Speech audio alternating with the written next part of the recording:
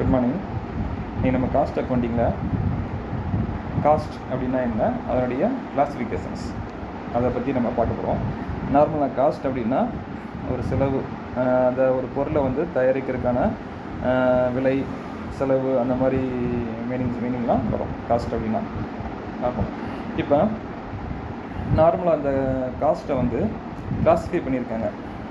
இது எப்படின்னா, நார்மலாக காஸ்ட் கிளாஸிஃபிகேஷன் வந்து எதுக்குன்னா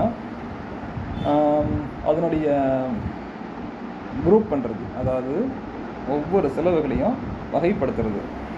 இது வந்து இந்த செலவு, இது வந்து இந்த நேச்சர் ஆஃப் செலவுன்னு சொல்லிட்டு ஒவ்வொரு செலவுகளையும் வந்து வகைப்படுத்துறது. அதையும் மெயின் டிவிஷனாக பிரிச்சிருக்காங்க. நார்மலாக வந்து ஏகப்பட்ட செலவுகள் வந்து இருக்கும், 100, 500ன்ட்டு வகைகளில் வந்து ஏகப்பட்ட செலவு இருக்கும். இப்போ இது எல்லாத்தையுமே சிம்பிளிஃபை பண்ணி ஒரு கிளாஸிஃபை பண்ணி ஒரு மெயின் ஹெட்டிங்கில் அந்த செலவுகள்லாம் வந்து அதுக்கு கீழே கொண்டு வர்றது தான் அதனுடைய கிளாஸிஃபிகேஷன் சொல்லுவாங்க. நார்மலாக பார்த்திங்கன்னா இந்த காஸ்ட் கிளாஸிஃபிகேஷனை according to elements, functions, nature or behaviour, controllability, normality, அப்புறம் டிசிஷன் மேக்கிங் அண்டு கண்ட்ரோல், இந்த மாதிரி ஒரு மெயினான வகைகளில் இதை வந்து பிரிக்கிறாங்க. இப்போ அதுக்கு கீழே என்னென்ன வருதுங்கிறத நம்ம பார்க்கலாம். ஃபஸ்ட்டு பார்த்திங்கன்னா according to elements. According to எலமெண்ட்ஸில் வந்து நம்ம நார்மலாக வந்து ரெண்டே வகை தான். என்னென்னா டைரக்ட் காஸ்ட்டு, அப்புறம் இன்டைரக்ட் காஸ்ட். இது ரெண்டு தான் வந்து எலமெண்ட்ஸில் வந்து நம்ம சொல்கிறோம். டைரக்ட் காஸ்ட்னா ஒரு பொருளை வந்து உற்பத்திக்கு தேவையான செலவுகளை கிளாஸிஃபை பண்ணுறது தான் டைரக்ட் காஸ்ட். ஒரு உற்பத்திக்கு தேவையான பொருட்கள்லாம் இருக்குதுன்னா அதை பற்றி சொல்கிறது தான் டைரக்ட் காஸ்ட்டு. இன்டைரக்ட் காஸ்ட்னா இந்த உற்பத்தி செலவுகளை தாண்டி அதுக்கு மேற்கொண்டு உள்ள செலவுகள், இந்த சேலரி, இந்த ரெண்ட்டு, இந்த மாதிரி இதர செலவுகள்லாம் வந்து இன்டைரக்ட் காஸ்ட்டுன்னு சொல்லுவாங்க. இதுதான் மெயின். ஃபஸ்ட்டு டைரக்ட்டு, அப்புறம் இன்டைரக்ட் காஸ்ட்னு சொல்லி ஃபஸ்ட்டு தான் எலமெண்ட்ஸில் பிரிக்கிறாங்க. அடுத்து பார்த்திங்கன்னா கிளாஸிஃபிகேஷன் அக்கார்டிங் டு ஃபங்க்ஷன்ஸ், அதாவது அதனுடைய வேலைகள் சார்ந்த ஒரு சில விஷயங்களை வந்து பிரிக்கிறாங்க. அப்போ வந்து ஃபங்க்ஷன்ஸில் வந்து ஃபஸ்ட்டு பார்த்திங்கன்னா ப்ரொடக்ஷன் காஸ்ட்டு, அடுத்து அட்மினிஸ்ட்ரேஷன் காஸ்ட்டு, அப்புறம் selling cost, distribution cost. Production காஸ்ட்னால் உற்பத்திக்கான செலவு, அட்மினிஸ்ட்ரேஷன்னா நிர்வாகம் சார்ந்த செலவுகள், செல்லிங் காஸ்ட்னா அதை கொண்டு போய் விற்கிறதுக்கான செலவுகள், டிஸ்ட்ரிபியூஷன்னா அதை வந்து சப்ளை பண்ணுறது, கொண்டு போய் உரிய இடத்துல வந்து அந்த பொருளை வந்து சேர்க்கணும், அதற்கான செலவுகள்லாம் டிஸ்ட்ரிபியூஷன் காஸ்ட்டில் வந்து வரும். இந்த மாதிரி ரெண்டாவது மெயின் ஹெட்டிங்கில் கிளாஸிஃபிகேஷன் அக்கார்டிங் டு ஃபங்க்ஷன்ஸ் அப்படிங்கிற டிவிஷனில் இந்த மாதிரி பிரிச்சிருக்காங்க. அடுத்து பார்த்திங்கன்னா classification according to nature of cost. அந்த பொருளுடைய, அந்த விலையுடைய நேச்சர், அதனுடைய வந்து எப்படி இருக்குது அப்படிங்கிறத அந்த நேச்சரை பொறுத்து எப்படி பிரிக்கிறாங்கன்னா fixed cost, variable cost, semi variable காஸ்ட்டுன்னு பிரிக்கிறாங்க. ஃபிக்ஸட் காஸ்ட் அப்படின்னா ஃபிக்ஸடாக இருக்கும், விச் ரிமைன்ஸ் கான்ஸ்டன்ட். அதாவது ஒரு விலை, ஒரு இந்த அதுக்கான செலவு இதுதான் அப்படின்னு சொல்லிட்டு ஃபிக்ஸ் பண்ணியிருப்பாங்க, அதுக்கு பேர் தான் ஃபிக்ஸட் காஸ்ட்டு. வேரியபிள் காஸ்ட்னால் அந்த செலவு வந்து அந்த யூனிட்டுக்கு, அந்த உற்பத்திக்கு தேவையான யூனிட்டுக்கு ஏற்ற மாதிரி அதனுடைய செலவுகள் வந்து மாறும். அதை வந்து இந்த ஃபியூவல், பவர், இந்த மாதிரி ஒரு சில விஷயங்கள்லாம் அந்த உற்பத்திக்கு நம்ம ஒரு இது பண்ணுறோம்ல, அதாவது ஆயில் ஊற்றுறோம், அதுக்கான ரா மெட்டீரியல் சப்ளை பண்ணுறோம், இந்த மாதிரி ஒரு சில விஷயங்கள்லாம் மாறும். அப்போ வந்து அந்த காஸ்ட்டு கொஞ்சம் மாறிக்கிட்டே இருக்கும், ஃபிக்ஸடாக இல்லாமல் வேரியபிளாக மாறிட்டு இருக்கும். அதுக்கு பேர் தான் வேரியபிள் காஸ்ட்டு.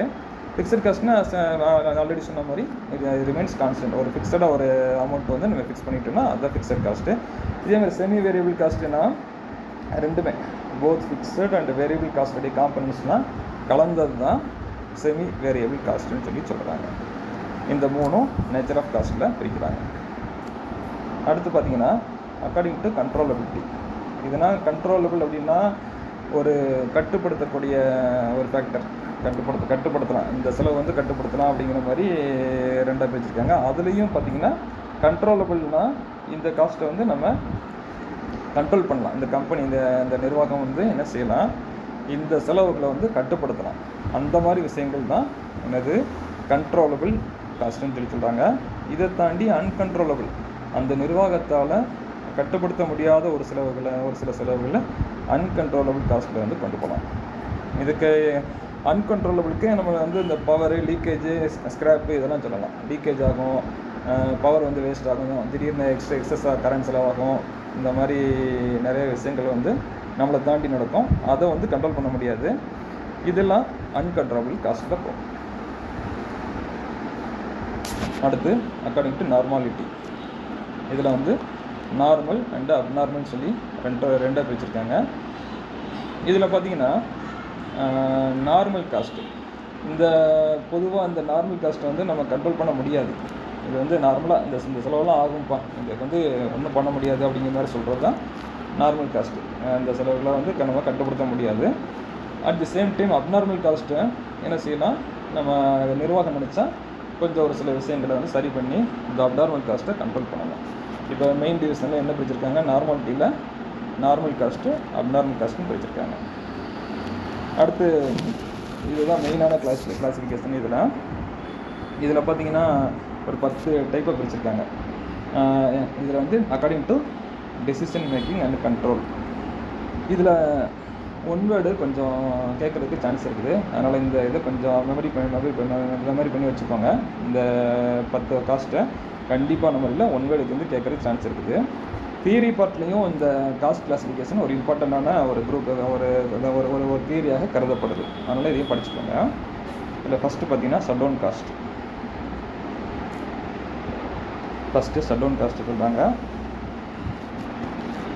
ஷட்டவுன் காஸ்ட் அப்படின்னா இதில் வந்து ஒரு பிளான்ட்டை வந்து க்ளோஸ் பண்ணுறாங்க, ஷட்டவுன் பண்ணுறாங்க. அப்போ என்ன ஆகுது, அதுக்கான செலவு வந்து என்ன ஆயிடுது, கண்டிப்பான முறையில் ஆயிடுது.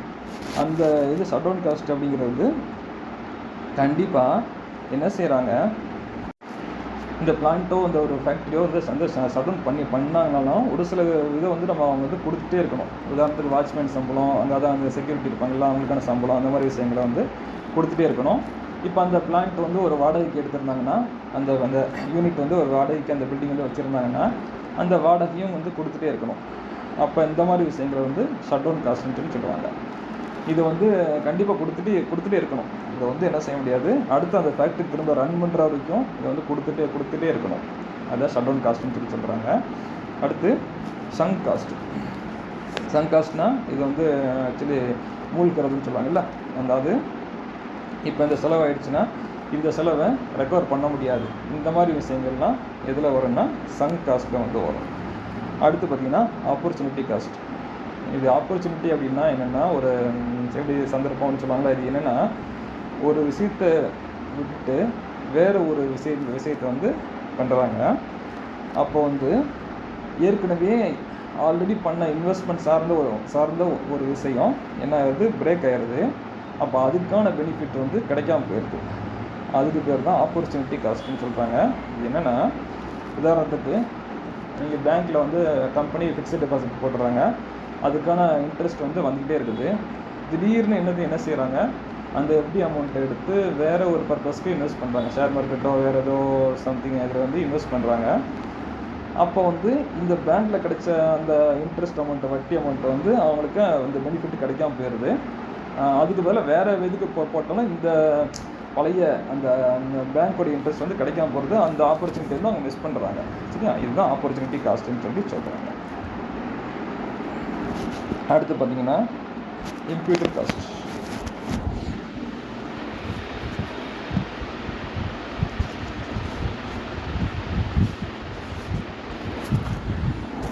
இந்த இம்ப்யூட்டட் காஸ்ட் அப்படின்னா இந்த செலவு வந்து அது நடந்தே இருக்காது. ஆனால் அந்த செலவு வந்து நம்ம வந்து எடுத்துக்கிட்டே ஆகணும். உதாரணத்துக்கு ஓனர் வந்து என்ன செஞ்சுருக்காரு, வந்து இன்வெஸ்ட் பண்ணியிருக்காரு. அப்போ வந்து அவருக்கு வந்து வட்டி கொடுக்கணும், இன்ட்ரெஸ்ட் ஆன் கேபிட்டல் வந்து நம்ம வந்து கொடுப்போம். இந்த மாதிரி விஷயங்களை வந்து என்ன செய்வோம், தடுக்க முடியாது. இது வந்து அவருக்கு வருமானம், பட் கம்பெனிக்கு வந்து செலவு இருந்தாலும் இது வந்து இந்த செலவு வந்து நம்ம அக்கௌண்ட்ஸில் வந்து நம்ம எழுதியே ஆகணும். இந்த மாதிரி விஷயங்கள் தான் இம்ப்யூட்டட் காஸ்ட்னு சொல்லுவாங்க. அடுத்து அவுட் ஆஃப் பாக்கெட்னா அந்த இதை தாண்டி நடக்கிற செலவுகள், அவங்களுடைய அவுட் ஆஃப் பாக்கெட், அவங்களுடைய நார்மலாக ஆகக்கூடிய செலவுகள், அவங்களுடைய பாக்கெட் அந்த இருக்கக்கூடிய செலவுகளை தாண்டி நடக்கக்கூடிய செலவுகளை அவுட் ஆஃப் பாக்கெட் காஸ்ட்னு சொல்கிறாங்க. ரீப்ளேஸ்மெண்ட் காஸ்ட் அப்படின்னா அதுலேயே அதனுடைய மீனிங் இருக்குது. ஒரு பொருளை வந்து சேல்ஸ் பண்ணுறாங்க. சேல்ஸ் பண்ணும்போது என்னவாகுது,